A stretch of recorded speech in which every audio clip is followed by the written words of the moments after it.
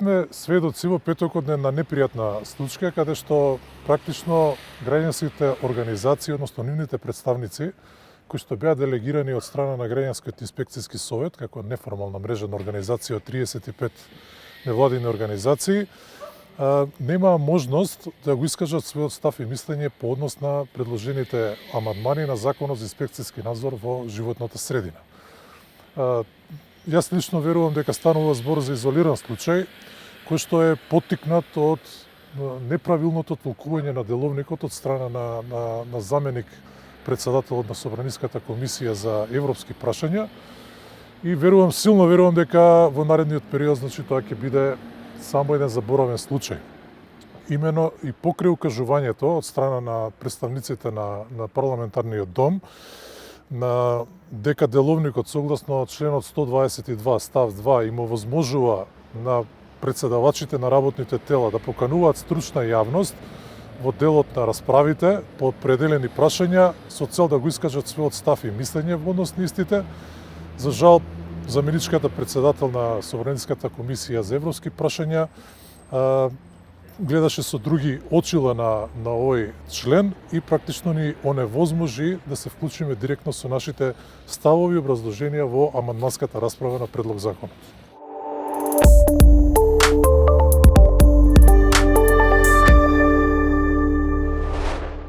Нашето присуство не беше случајно,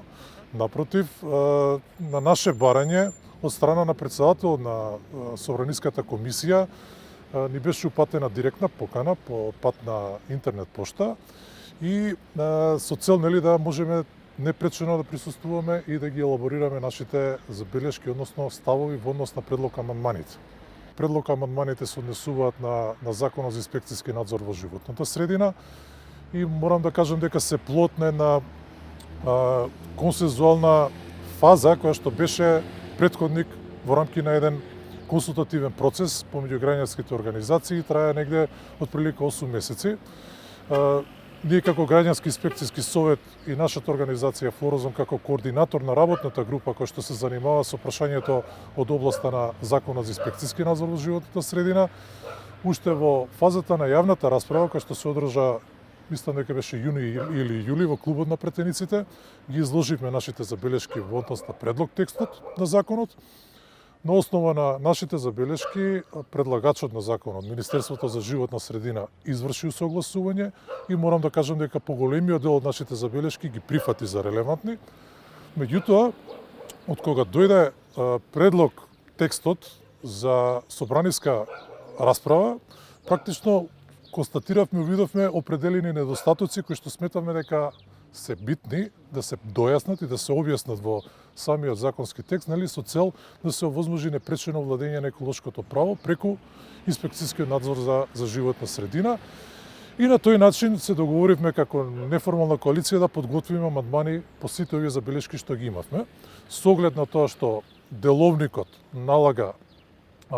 формално правна постапка за поднесување на амандмани да бидат поднесени од страна на самите пратеници. Ние како Граѓански инспекцијски совет се обративме до пратениците во собранието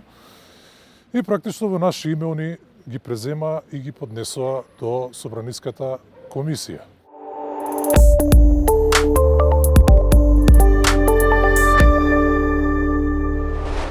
Заврши, да кажам, со прекин на Собраниската комисија.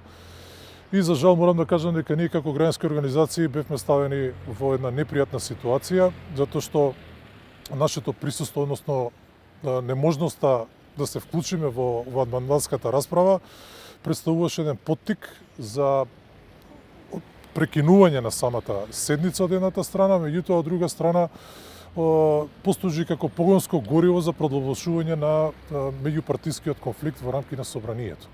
Како граѓански организации кои што се залагаат за животна средина, значи за заштита на животната средина и човековите права,